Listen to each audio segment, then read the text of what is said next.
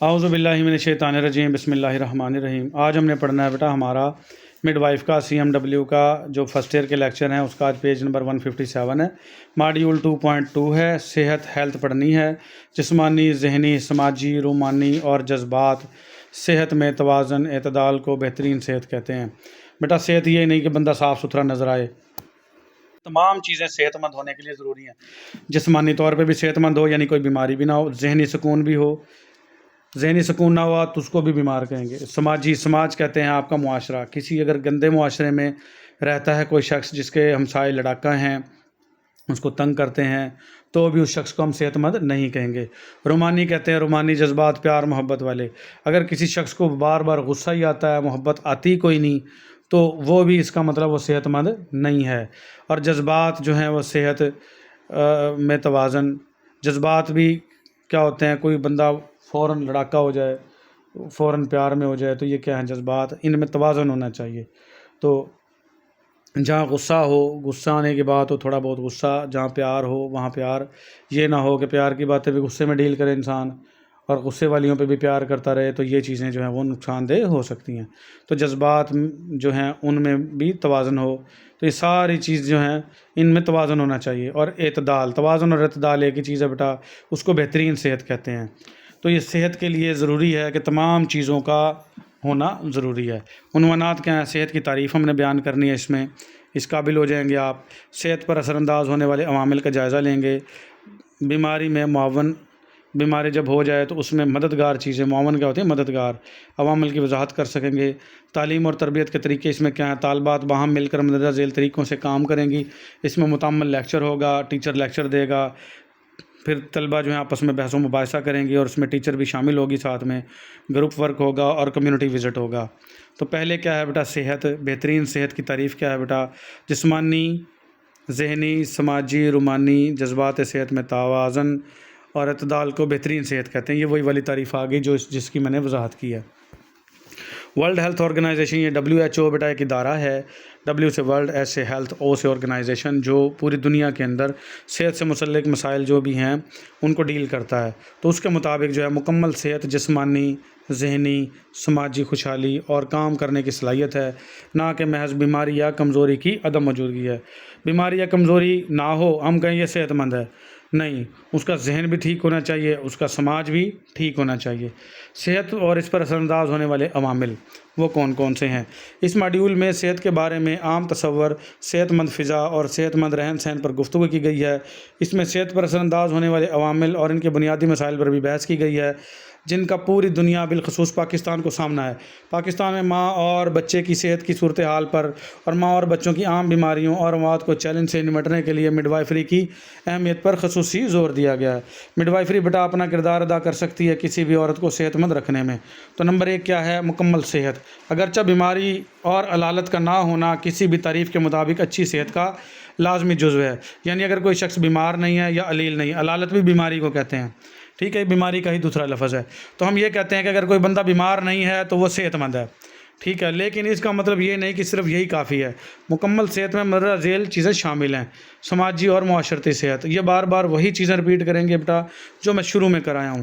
سماج کیا ہوتا ہے؟ آپ کا معاشرہ بیٹا۔ سماجی یا معاشرتی صحت، دوسروں کی صحت اور بھلائی کی ذمہ داری کا احساس ہونا۔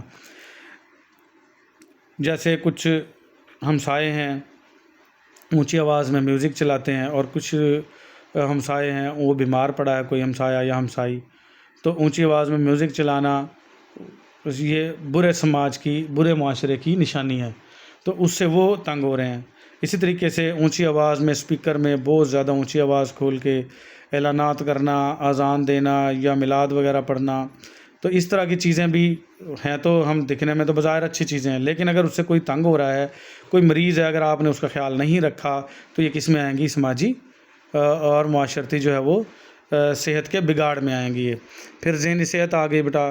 اس کا مطلب ایسا ذہن ہے جو پھلے پھولے، وجوہات پر غور کر سکے اور زندگی کے کسی بھی صورتحال میں اپنے آپ کو ڈھال سکے۔ یہ ڈھال ہے لفظ ان سے غلط ہو گیا ہے۔ تو ذہنی صحت یہ ہے۔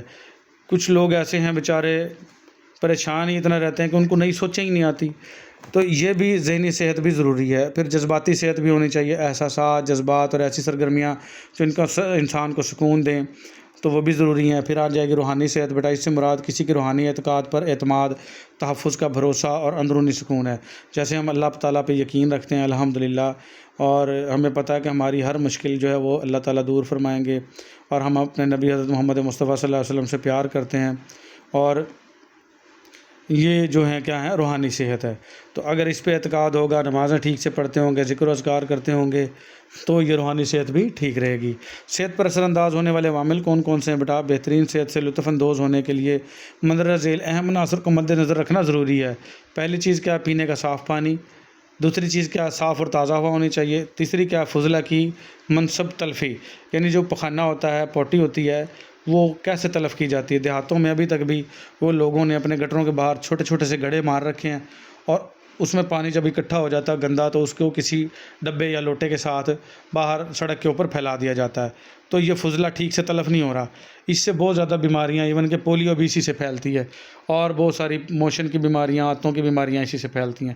تو فضلہ کی جو منصب بہت مناسب ہے لفظ، یہ مناسب ہونا چاہیے، مناسب تلفی، تلف کرنا، اس کو ضائع کرنا۔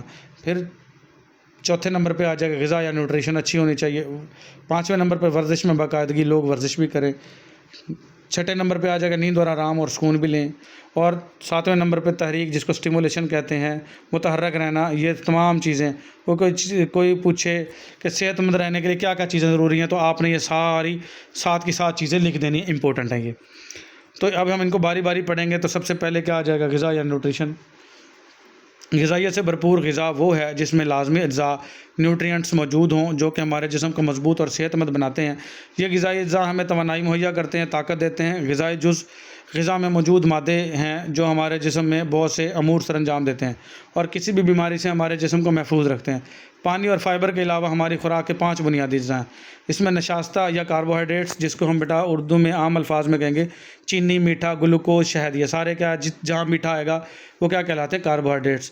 اور آپ کے چاول میں، دالوں میں پروٹین بھی ہوتی ہے، اور یہ آپ کی کاربوہائیڈریٹس بھی ہوتے ہیں۔ پھر آ جائے کہ چربی اور تیل یا فیٹ یا آئل وغیرہ، جو ہم گھی کھاتے ہیں، دیسی گھی، مکھن وغیرہ، ملائی کھا جاتے ہیں، اور اس کے علاوہ جو آرٹیفیشل آ جاتے ہیں، ویجیٹیبل آئل، جس کو ہم ڈالڈا گھی کہتے ہیں۔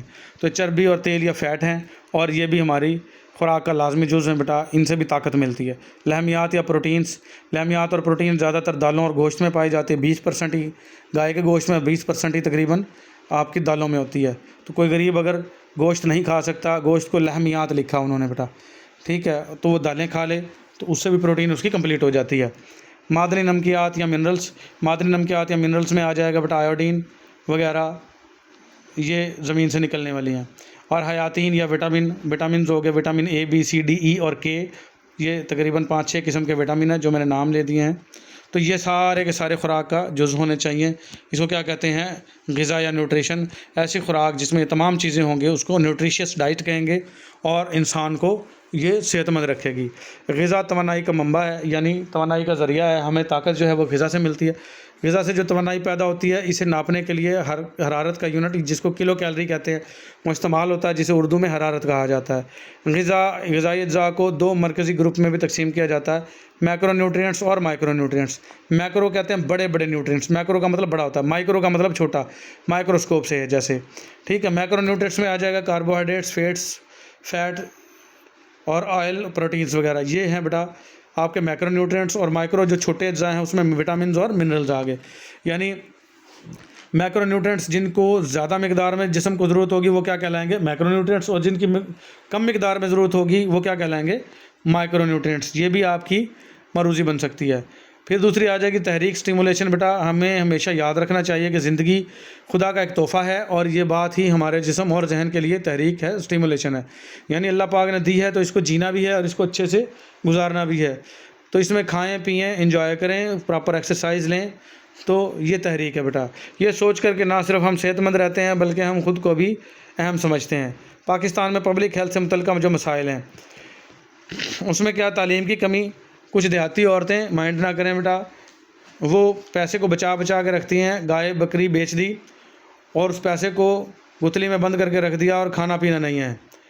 تو یہ کیا تعلیم کی کمی ہے بیٹا؟ کھانا پینا بھی چاہیے۔ دودھ سارا دودھی کو بیچ دیتے ہیں اور خود گھر میں کچھ بھی نہیں رکھتے، تو یہ تعلیم کی کمی ہے۔ پھر کچھ غربت بھی ہے، تیسرے نمبر پہ عورتوں کی خود مختاری کا فقدان ہے، یعنی عورتوں کو یعنی کہ خود مختاری کیا ہے بیٹا، ان کے گھر میں ہوتا تو سب کچھ ہے، لیکن وہ بیچاری کا دائرہ اختیار نہیں ہوتا، اس کے اختیار میں نہیں ہوتا۔ اس کی ساس سسر، اس کے دیور جیٹھ کچھ لڑتے ہیں کہ یہ کھاتی پیتی رہتی ہے ہر وقت، سارا کا سارا نقصان ہی کر دیا، کچھ بھی نہیں بچاتی۔ تو ایک توازن کے ساتھ بیٹا خود مختاری بھی ہونی چاہیے۔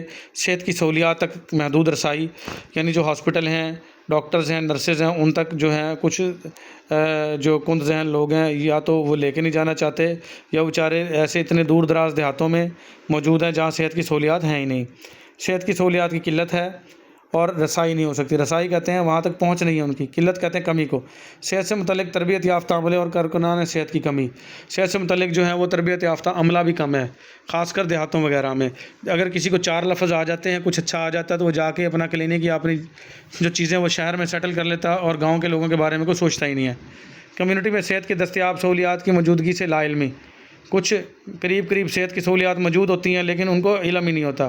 وہ کہتے ہیں جی سرکاری ہاسپٹل نہیں جاتے، ایک جیسی دوائیاں ہیں، یا تو دیتے ہی نہیں دوائیاں، اور دیتے ہیں تو ایک جیسی ہوتی ہیں، سب کو ایک دوا چاہ دینے بس۔ تو وہ ہوتی کیا ہے بیٹا اینٹی بائیوٹک، اور اس نے سب پہ ہی کام کرنا ہوتا ہے، ایسی بات نہیں ہے۔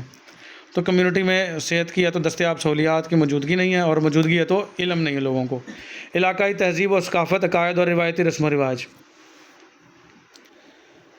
کچھ علاقائی تہذیب اور ثقافت ہیں، اور کچھ عقائد ہیں، اور کچھ روایتی رسم و رواج ہیں جن کی وجہ سے عورت کو کمتر سمجھتے ہیں اور ان کو ہاسپٹل تک بھیجا ہی نہیں جاتا۔ پھر ملک کی سیاسی سطح پر صحت کی حفاظت، جس کو پریونٹیو ہیلتھ کہتے ہیں، اس کے فروغ کے لیے ذمہ داری کا فقدان ہے لوگوں میں۔ ملک کے کچھ حصوں میں مراکز صحت کی عدم موجودگی ہے، یعنی صحت کے مرکز بھی کم ہیں۔ کچھ غربت ہے بیٹا، جہالت ہے، اور کچھ علاقوں میں معاشرے کی جو روایتی رسم و رواج کی وجہ سے لوگ ناقص غذائیت کے حامل خوراک کھاتے ہیں، جس کی وجہ سے بیماریاں، وزن میں کمی، موٹاپا، صحت کی خرابی، یہ خرابی لفظ کا باعث بنتے ہیں۔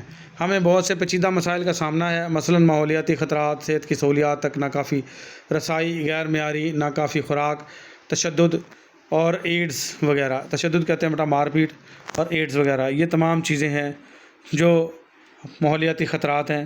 درج ذیل میں بیماری پیدا کرنے، بیماری سے دور رکھنے اور صحت مند زندگی کو یقینی بنانے والے عوامل کا تذکرہ کیا گیا ہے۔ یہ کون کون سے عوامل ہیں یہ میں پڑھاؤں گا آپ کو اگلے لیکچر میں۔ آج کے لیے اتنا ہی، اللہ حافظ۔